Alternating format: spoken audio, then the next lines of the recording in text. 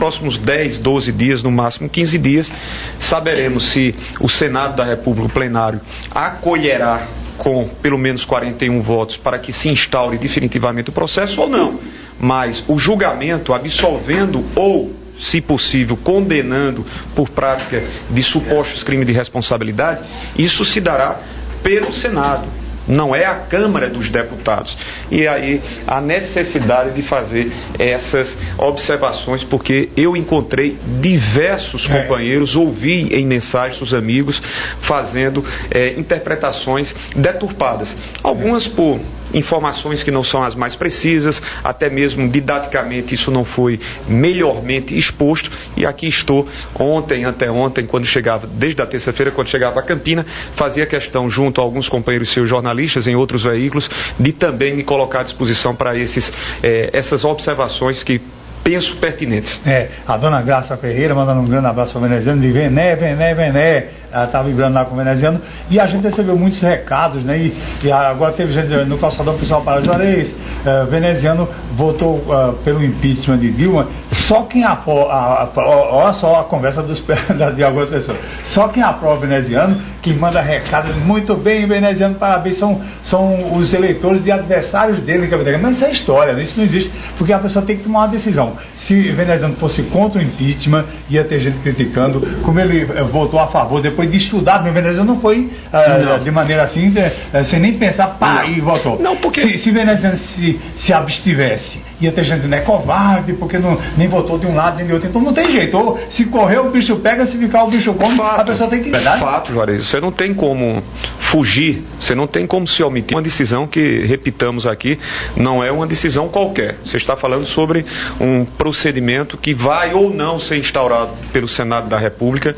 Lá na Câmara, simplesmente o juízo de admissibilidade, por força de serem apresentados indícios que suscitavam, sim, o entendimento de 367 deputados pela instauração de um processo pelo Senado da República. Você não poderia fugir. Tanto é que dos 513 deputados, se eu não estiver enganado, presentes estiveram 511. Apenas duas ausências. A menina de Garotinho e Aníbal Gomes, por força de um problema efetivamente de saúde. Ele, inclusive, é da bancada do PMDB pelo Ceará, e a filha do ex-governador Clarissa Garotinho, que está grávida, ou se deu à luz, enfim. Mas ninguém poderia cruzar os braços, se omitir dessa decisão. E qualquer que fosse a decisão, geraria de um e de outro lado reações. Agora, é importante que haja respeito às decisões, às opiniões. Não é por força de uma opinião que não se faça igual à sua que você tem o direito de provocar, de agredir ou de não reconhecer. Então, de uma ou de outra maneira, qualquer um de nós que tomasse a decisão pelo sim ou que tomasse a decisão pelo não prosseguimento ou pelo sim prosseguimento à instauração do processo, seria alvo de comentários. O interessante, entre aspas, o intrigante, entre aspas, o surpreendente, entre aspas, porque nem é intrigante nem é surpreendente, é que no rol dos 9 parlamentares que na Paraíba votaram sim, veneziano, por força, acredito eu, do momento político que nós estamos vivendo em Campina Grande, por força da minha condição de pré-candidato a prefeito, se coloca como alvo destes ou daqueles comentários. Eu respeito agora, óbvio que exijo não a compreensão, mas o respeito de uma posição que foi tomada, como você bem disse aqui. Eu estive aqui antes, óbvio, do domingo, 15, 20 dias, ou falava ao telefone e você me perguntava, eu dizia, Juarez, eu não tomarei nenhuma decisão sem que antes possa me ater, estudar, ler o relatório do deputado Jovair Arantes, que eu fiz, as páginas, como também a defesa que tecnicamente foi muito bem feita pelo ex-ministro José Eduardo Cardoso. Se em dezembro, depois que o presidente Eduardo Cunha acolheu, você sabe que o Estadão, a Folha de São Paulo, diversos portais faziam uma pesquisa permanente. A aferição era permanente. Ligava para o seu gabinete, ligava para o parlamentar, nos corredores ali no Salão Verde, nos corredores de interligação Câmara-Senado, diversas pessoas com uma pasta saber, deputado, o senhor já tem posicionamento? E eu sempre dizia, eu só haverei de ter no momento em que o relatório do deputado Jovair Arantes for feito, porque aí conhecerei detalhadamente o que é que se tem, ou o que é que se apresenta na denúncia contra a presidente Dilma. Se por razões de ser filiado a esta ou agremiação. Não, se você é filiado a uma agremiação contra o governo, necessariamente você já teria que votar contra a presidente. Se você fosse filiado a uma agremiação do governo, necessariamente você já teria que votar a favor. Não é desta forma. O juízo de valor não era um juízo simplesmente ou tão somente político. Eu, inclusive, contestava alguns companheiros que diziam, olha, isso aqui é um julgamento político. Não. Ao meu ver, é também e quase tão somente jurídico. Porque você não tira uma presidente como você poderia observar de quaisquer outras entidades, Juarez. Eu costumo dizer, sem desconhecer o valor, a importância de tantas e tantas entidades que compõem esse nosso universo, mas você não tira uma presidente de uma república, de uma nação de mais de 200 milhões de cidadãos, de um país continente, como você muda de presidente de clube, como você muda de presidente de uma associação desta ou daquela. Você está tratando de um presidente da república que requer todos os cuidados necessários para que não haja uma injustiça a ser perpetrada e, mais do que isso, uma insegurança jurídica que poderá trazer para chefes de executivos ou quaisquer outros agentes públicos em exercício de mandatos, dúvidas. Agora, nós enxergamos que há indícios. Agora, quem julgará, sabendo se esses indícios são suficientes para um afastamento indefinitivo da presidenta ou não, não é a Câmara dos Deputados, como alguns pensam, e sim os senhores 81 senadores nesses próximos 6 meses, em 2 oportunidades, porque nós teremos a primeira, com 41 votos, pelo menos a Câmara decidiu, e 54 votos necessários para, se for o caso, afastamento da presidente. Então eu tenho os devidos cuidados, que só fui apresentar, ligava para Carlos Magno, que nós fizéssemos um arrazoado sobre a minha posição, singela, rápida, de que, olha, no domingo haverei de posicionar-me pelo sim. E por que eu fiz? Porque me detive, porque vi uma e outras sustentações, tanto a de defesa, por parte do ministro, respondendo aos interesses da presidente, como pelo relatório que foi aprovado em comissão do deputado Jovaí Arantes. Mas são paixões, né? Eu costumo fazer essas observações, até mesmo em meio aos alguns grandes amigos, eu tive reações, penso eu, um tanto quanto intempestivas ou um pouco inapropriadas pelo teor das mesmas. Mas se eu, por exemplo, Juarez, eu dizia ontem ou foi anteontem a um companheiro que me perguntava na Rádio Correio, se eu me ativesse tão somente aos números de pesquisas que mostravam que em Campina Grande 70% dos cidadãos desejam o afastamento da imediato, Paulion, não teria nem o que pestanejar, correto? Se para mim o que me balizaria seria tão somente os 70% de entrevistados em pesquisas que foram feitas, para sermos mais precisos, 68,7% de cidadãos e cidadãs campinenses, Paulo Alberto, que dizem que desejamos o afastamento da presidenta, eu teria o que pensar 2 vezes? Não. Seria muito mais fácil, muito mais conveniente, muito mais tranquilo dizer, vou votar em face dos percentuais serem estratosféricos em Campina, como no país cerca de 62%, 63%. Mas e a minha consciência? Como é que ela estaria? Consciência essa que está conosco todos os instantes, todas as horas. Eu precisaria observar, sim, a opinião pública, claro, mas também precisaria fazer um juízo de valor jurídico sobre aquilo que estava às nossas mãos como parlamentar em Brasília. O Mano está dizendo, continua com o Vené, está vendo?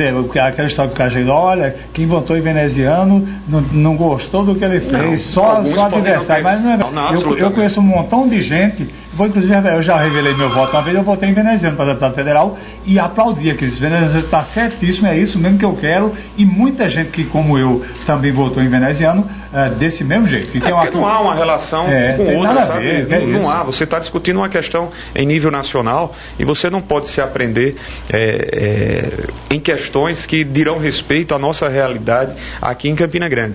Repito, entendo que alguns ficaram entristecidos, que alguns, inclusive, imaginavam que esse fosse um juízo, repito, eu estou sempre batendo nessa mesma linha, porque muitos confundiram sobre o papel da Câmara, que na verdade não foi um papel de julgadora, foi um papel de analisar juízo de admissibilidade ou não. Então tem pessoas, como tem outras tantas, que de certo devem estar Ontem eu me encontrei com diversas delas, onde andei cumprimentando pela posição, eu de forma muito contida, sabe, Juarez, porque era um momento tão delicado. Se eu chegasse lá ao microfone e começasse a fazer algumas louvações, não era momento para isso, não era momento para isso. Eu, por mim, teria chegado ao microfone e teria dito simplesmente sim, mas como alguns comentários foram feitos, eu me senti na obrigação também de pontuar, e por isso que disse que era momento de equilíbrio, de moderação, não era um momento para se festejar, como alguns companheiros respeitosamente, não da bancada da Paraíba, que, diga-se de passagem, todos os seus integrantes, de uma ou de outra forma, 9 votando pelo sim, 3 votando pelo não,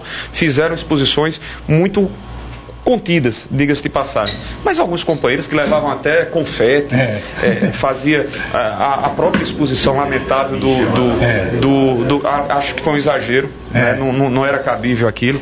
Né? Nem chamar presidente de lá, pisou na bola. Não é cabível, não caberia isso, absolutamente, mas respeito, mas não caberia. Mas, por exemplo, Jair Bolsonaro, deputado Jair Bolsonaro, fazer louvações a um torturador, totalmente descabido. Mas enfim, cada um tem seu estilo, cada um tem a sua postura. Provando aqui, esse aqui já acordou, concordando plenamente com a atuação do deputado veneziano, representou muito bem o nosso povo, coerente e sereno. Marcônio Brandão, filho. Um grande abraço, nosso vereador Marcônio. Meus cumprimentos, Marcônio. Tem algum recado aí para veneziano, Paulinho? Só um telefonema que a gente recebeu aqui, do Elias. Ele diz o seguinte: agradecendo ao veneziano, pois estamos pagando apenas uma passagem do deslocamento em toda a Campina. Isso é um assunto que inclusive está adormecido, né, Paulinho? Como de certo outros tantos, eu já falei a respeito disso, é plenamente explicado, plenamente compreensível. O dia a dia nosso é um dia a dia que requer tantas obrigações para que sobrevivamos aos desafios cotidianos, que muitas coisas que acontecem em nível administrativo, em nível da política, você termina perdendo de vista. Há cerca de 2, 3 meses estávamos nós diante de uma decisão do senhor prefeito, que era a terceira decisão de aumento de tarifas de transportes coletivos em Campina Grande. Hoje não se fala mais nisso. Então, estudantes, universitários, pais e mães desses estudantes, que muitas das vezes são os responsáveis por suportar o custo mensal de transporte coletivo, hoje não tem mais quaisquer menções. O fato se deu como consumado, já caiu no esquecimento. Daqui a pouco, quem sabe, até o final do ano, depois da campanha, se reproduza mais uma vez o que o prefeito fez. E não há nada senão aquilo que nós vemos, uma parceria entre os empresários e o poder público municipal.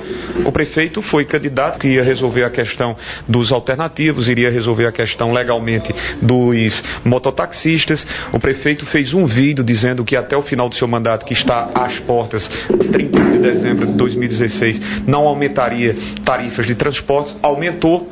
Então, quando o senhor, pai de um aluno, de certo, fala a respeito desse fato, eu lamento porque, como ex-prefeito, eu sempre tive o cuidado de trabalhar as questões que envolvem transportes coletivos, com mobilidade urbana. Não foi à toa que nós investimos para implantar o sistema integrado, para colocar a bilhetagem única, uma única passagem, estabelecer que os aumentos tarifários não fossem superiores aos índices inflacionários. Esses 3 aumentos que o prefeito Romero concedeu, beneficiando aos empresários, foram superiores em 20%. Se você disser, mas veneziano, nós estamos em meio a uma espiral inflacionária, sim, Juarez, nós nos últimos 12 meses chegou a 10%, agora está diminuindo, mas nunca chegou a patamares de 20%, como foram os aumentos sucessivos concedidos e conferidos pelo prefeito, beneficiando os empresários. E quando você busca, está lá. Os empresários colocam a propaganda midiática que não observa que a obra do complexo Aloysio Campos é uma obra do governo federal. O que fazem? Porque do outro lado estão sendo muito bem acolhidos, muito bem tratados. Enquanto isso, não bem tratados estão os estudantes, os universitários, né? Enfim, as pessoas que se locomovem e dependem de transporte coletivo. Nós vimos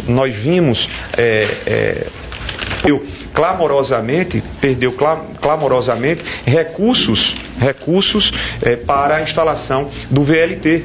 O VLT, que seria mais uma alternativa de transporte para a nossa cidade, a dinamicidade, além de dar fluidez ao transporte, além de dar fluidez ao trânsito campinense, daria também condições de termos passagens mais baratas. Mas o prefeito lamentavelmente, repito, desconsiderando inclusive o que já havia sido conquistado nas fases que nós conseguimos junto ao BNDES e junto ao BNB, perdeu de forma incompetente. E venezuelanos representa os que querem mudar esse desgoverno. Tem alguém aqui que faz uma pergunta, não botou o nome, mas é muito boa essa pergunta. Diz para veneziano que conhece bem o nacional do partido dele, está licenciado, mas é o vice-presidente da República, Michel Temer. Porque se o Senado determinar aquele período de quase 180 dias, aí ele já assume por esse tempo até vir a decisão final. Aí essa pessoa pergunta se já vai dar para sentir a mudança para melhor, o Temer assumindo o governo por esse período. Juarez, deixe-me dizer, até porque é claro que nós estamos diante ainda de uma hipótese. É realístico a possibilidade nesse primeiro momento de se ter 41 votos para o afastamento provisório, temporário da presidenta? A mim me parece que sim, pelos próprios levantamentos no Senado. 46 ou 47 senadores já expuseram a sua opinião favorável para que seja instaurado o processo e seja investigada a presidente Dilma de acordo com as regras constitucionais, abrindo espaço para que a ampla defesa seja verificada em toda a sua amplitude e plenitude. O que eu posso dizer a respeito do presidente Temer é que ele é um cidadão extremamente ponderado, sabe, Juarez? Muito equilibrado.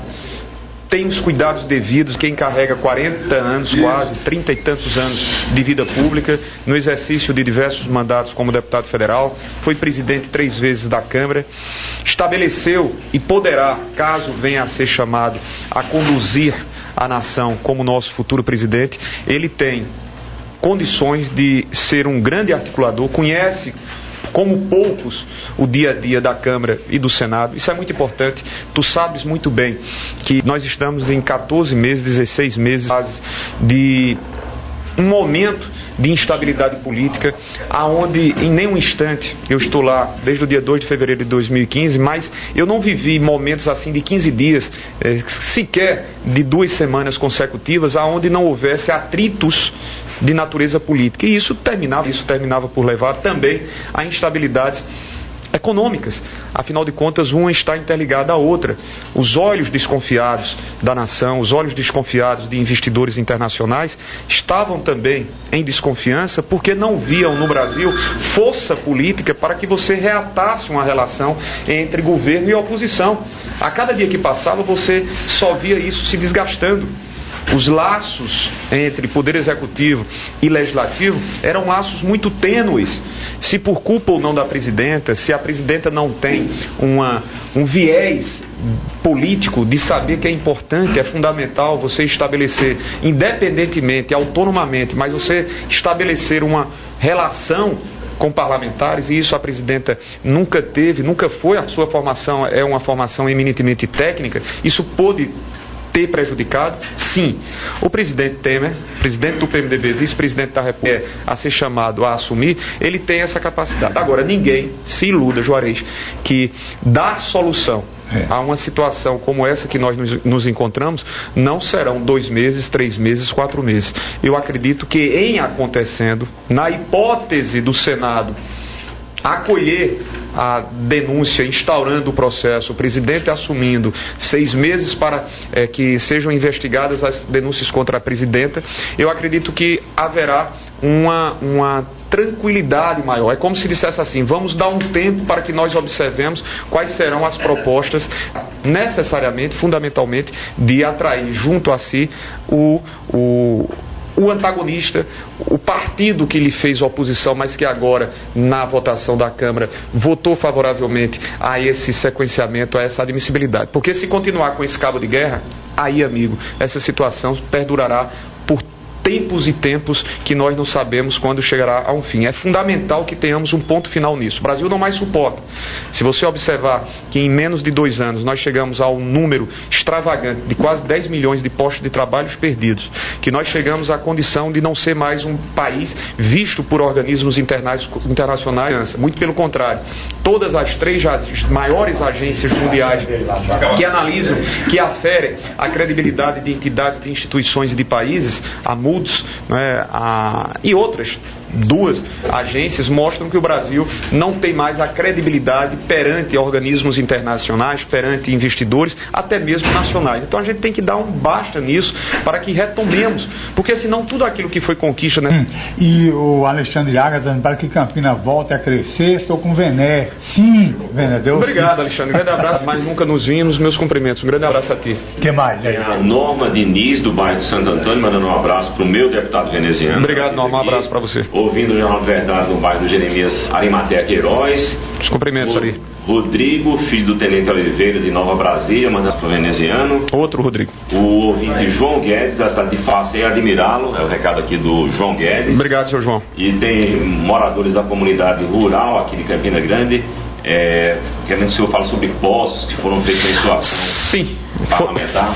Eu penso ser importante, penso não, são muito importantes essas perfurações de poços nas comunidades mais carentes, principalmente aquelas que sofrem questão que tem se arrastado durante os últimos 4 anos, que é o fato de estarmos em períodos de estiagem, aqui e acolá sendo agraciados com algumas chuvas, mas que não são resolutivamente a solução do problema, porque afinal esse problema só será definitivamente resolvido com a chegada das águas da transposição do São Francisco. O que acontece? Desde o tempo que Vitalzinho era deputado, passando pela deputada Nilda Gondim e chegando a nós sempre tivemos o cuidado de fazer investimentos através de emendas parlamentares para que os distritos pudessem ser beneficiados com perfuração de poços. E assim nós o fizemos. Distrito de São José da Mata, Distrito de Catolé de Boa Vista, Distrito 3 tive eu a oportunidade de visitá-los, galante na companhia do vereador amigo e irmão Rodolfo Rodrigues. Catolé de Boa Vista, sob a presença do nosso anfitrião, vereador Galego do Leite, e em São José da Mata estivemos nós nessas 2 últimas semanas ao lado de Rubinês, ao lado de Renê e de outros companheiros.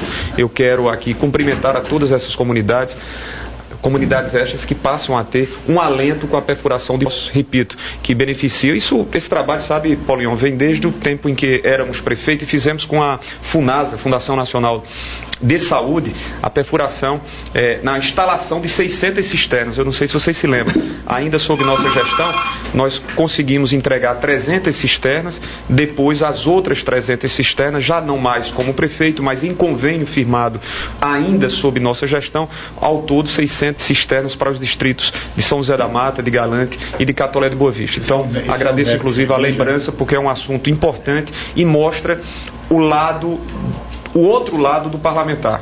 O parlamentar que tem a obrigação precípua de ser um legislador, de discutir a formulação de propostas, sejam estas leis ordinárias, PECs, também tem a obrigação de conseguir. Muitos cravam, muitos criticam as emendas parlamentares, mas eu não as critico, muito pelo contrário. No Brasil, onde muitos municípios não têm outras receitas senão aquelas transferências pequenas de ICMS ou de FPM, você deixar de ter também a ajuda provenientes de emendas parlamentares, sejam individuais, sejam coletivas, isso seria extremamente pernicioso. Então eu penso que elas, quando bem direcionadas, quando seriamente direcionadas, elas ajudam aos gestores, ajudando obviamente as suas respectivas comunidades. O Neto de Remígio manda um grande abraço para Veneziano. Como? Quem? Neto de Remígio. E tem outro aqui perguntando se Veneziano ainda vai conseguir liberar o dia das emendas, que agora é emenda. Em maio você começa a ter os empenhamentos das emendas individuais, Juarez. Eu espero que não haja contratempos. Claro que nós estamos num momento atípico, nós estamos vivendo uma situação diferenciada. O prazo é 13 de maio. Nós apresentamos aí emendas novamente para Campina, perfuração de poços, para pavimentações através de parceria com o governo do estado de algumas ruas.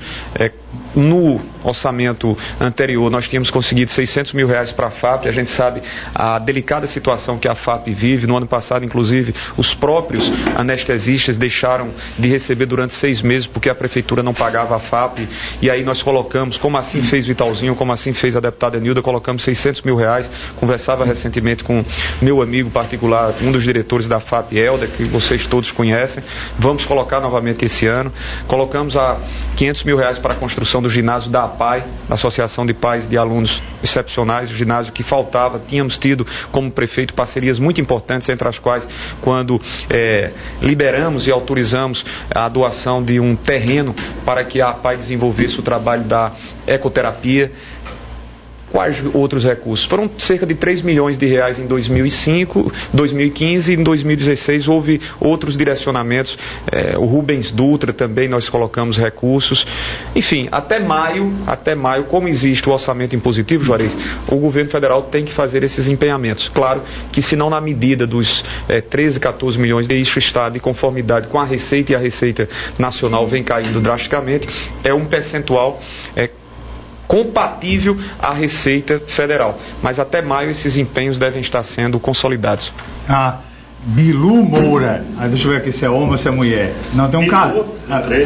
O Bilu, é verdade. Bilu Moura, mandando um grande abraço para veneziano também, viu? Um grande abraço, Bilu. Sim, tem alguma pergunta aí, Paulinho? Tem, o Ronaldo lá de Galante. Você sendo eleito prefeito, deputado, peço que traga uma academia popular para Galante. O prefeito atual até agora nada. A academia é uma coisa tão simples com o governo federal, né? É uma coisa simples, Ronaldo, com o maior prazer, inclusive porque o prefeito se utiliza das academias populares que nós deixamos.